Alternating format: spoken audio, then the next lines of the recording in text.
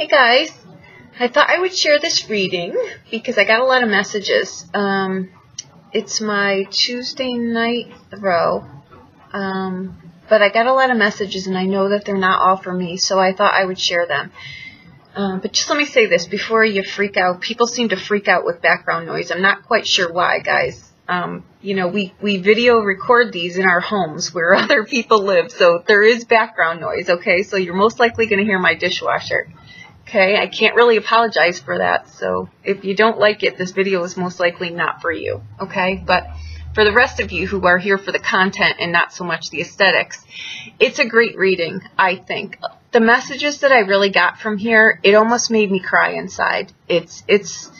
You know, I think it's moon energy, it's the Pisces energy, it's just whatever it is, right? It's all the above, in all honesty. So I think it's a great read though, because I think as a whole it's healing, and I'm not a big advocate of the word healing, as you know, but I think that what this is it's more clearing crud that's not even yours or never has been, or, you know, it's a lot of the stuff here where I think what I feel personally from this is a lot of Cancer energy, it's a lot of Scorpio energy, it's a lot of Pisces energy, it's a lot of Aquarius energy, it's a lot of Libra energy, it's a lot of energy, right? It's even the tough fire signs that you think are so tough underneath. It's like this is the reason that I think every sign and every house, I think things just get acted out differently, right? Due to, you know, they're just on whatever skill set that we come here with. We act these things out and we try to do the best that we can with what we know. And I think what I'm getting from here is, I'll go through the cards we come in with is the Queen of Cups. Okay, we've got the Two of Wands. The energy crossing the main focal here is the Seven of Swords. We've got the Fool card anchoring. Okay. We've got the Six of Wands. We've got the 7 up there, which is the Chariot, and the 14 over here, which is Temperance. Okay. I feel that this is a life divine by magic. And by that I mean, how do I say this? We're put, it's like, you know, when sometimes when we're children, like a lot of, it's like no one loves me, so I'll have a child, so the child will have to love me. You know what I mean? And then the child gets here and it's like, oh, nope. You know, it didn't quite work out that way, only now you've got a child, you know, a full breathing, walking, talking child. And we grow up, right? And we're not puppies and kittens anymore. We're adults. We're dogs, we're cats, we're whatever. My point is we grow up, right? But we've still got the innocence sometimes of children. You know what I mean? And I think we should have that childhood innocence always. It's just, you know, when we're children, we're supposed to grow and explore and decide, you know, what we like, what we don't like, what tastes good, what doesn't, what's safe, what's not, what burns, what doesn't, what's heartbreak, what's not. It's all the polarities of life, right? While we're corralled safely, you know, under the influence of protection of our parents, right? That's the job of a parent, is to protect the child, not to suffocate their soul, right? But sometimes that happens. And what I feel here is, you know what? We grow up as adults and we realize, wow, you know, I was taught to think this way, talk this way, feel this way, marry this way, earn this way, walk this way, look this way, you know, be receptive this way, love this way. Blah, blah, blah. The list just goes on and on and on. But inside, we innately have this,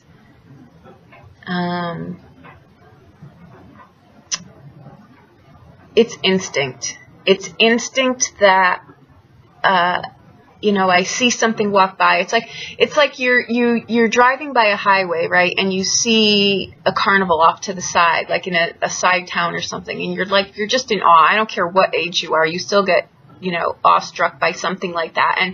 And that's the feeling I get in here of just being pulled off and just like wowed by something, just wowed by something that's magical, like childlike, cotton candy-ish, sweet and sticky and summery. And it's a good feeling, right? It's a good feeling, but it's like a wanting to, it's like a crying and a screaming at the same time, deep within your soul. It's wanting out. It's wanting freedom. It's wanting to go explore that. It's like, you know what? It's free will. It's now I've discovered, like, for the first time what free will is, right? And let's be honest, do we ever really, you know, realize that we have the power here? We're put in situations and we do the best that we can with what we know, but inside that childlike innocence of wanting to go explore never goes away, and it shouldn't. And, you know, we realize that, wow, I'm in this marriage, I'm in this job, I'm in this whatever, I'm playing this role, check this box, check this box, check this box. But inside, it's like you're wanting, you know, the freedom to be awed and to, you know, do whatever it is that, you know, you're choosing, not what was a life by design, not of your own. You know what I mean? And that's what this, you know, this crying, screaming from within, it's therapeutic. Don't get me wrong. It's not a torturous. It's a freedom. It's a freedom kind of feeling here. So that's what I think is happening here with that Seven of Wands. It's just like, you know, I didn't know any better. And it's the Seven of Wands. It's not a deceit card. It's we deceive ourselves, right? Until we realize what free will is, and that we get free will here. We get this, you know, the seasons, the timing, the you know, life just is short, and it's cyclical, and it's you know, it's summer, it's winter, it's spring, it's fall, it's harvest time. It's a cycle of life. It's birth, it's, you know, it's whatever is cyclical and natural, and it's short, and it's over before you know it. So what I want to say here with the Temperance is, it's like, you know, wanting to do this and trying to do this and trying to find my space and trying to find my balance. And the Chariot card at the top of the reading here is, you know what, it's having things put on you. That Chariot card is a card of the day-to-day weights that get put on you that aren't even yours. You're supposed to act this way and do this, and you know, it's like it's the young prince saying, I don't want to do this. I don't want to be the prince. I want to be a child. And Caesar says to him, well, you don't get that luxury. This is what you're born into. You know, so with prudence and kindness and integrity and this and that, you will live you know, a great life. And it's true, but it's like, you know what, these weights that get put on us aren't ours. We don't want to be the queens and kings sometimes. We just want to we want to find our own way, you know, under the protection of things that sometimes as adults we don't get that luxury anymore. It's just, you know, you do by trial and error. And we do the best that we can. And what I'm getting here is we have to stop judging people for thinking that, you know, well, you stepped into the situation. This is the bed that you now need to lie in, and you've created this for yourself. And you know what? We need to be kind and realize that we're doing the best that we can. And sometimes we bloom when we bloom, and we bloom where we bloom. You know what I mean? But the trick here with the Queen of Cups is to just be true to yourself. Her power lies in holding space and letting people realize in their own time the mistakes that they're making. You know, she's like the catalyst to the High Priestess, which again is like, we can't be told these things. We have to learn these things. We have to feel these things. If our heart is longing for something, you know, be it the good boy, the bad boy, the whatever, it's longing for something. It's wanting something. You know what I mean? So you need to honor that, and you need to not judge yourself, and you know, people need to not be so judgmental. You know what I mean? And the Six of Wands in the past, that is a card of triumph. Again, it's a card of the small little victories in life of, I'm going to do me. I'm going to, you know, I'm going to do me, and I'm going to set myself free, and I'm going to go see what I like. You know what I mean? And the Fool card, where it's anchored, that's a great card to be. It's a great card to have there. It's you know, the Two of Wands too, it's the doorway.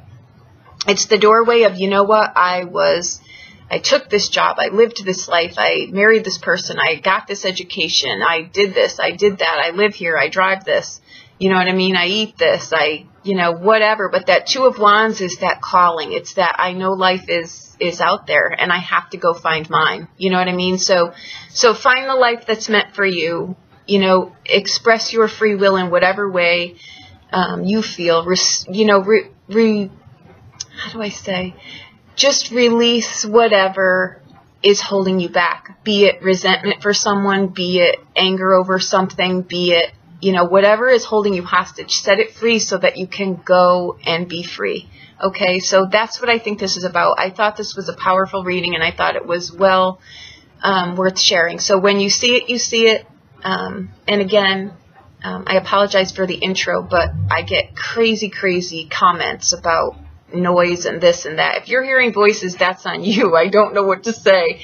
But this noise is my dishwasher. So, you know, I don't think it requires anything more than that. It's a dishwasher. So there you go. I hope that this helped you in some way. It's very liberating. It's an homage to innocence, no matter what age you are, and to cutting yourself some slack and just realizing that life is short. Go do the things that you want to go do. Live the life that you want to live. And you know what? If it's not going to hurt or maim anyone, go try it. Really. Okay? So there you go.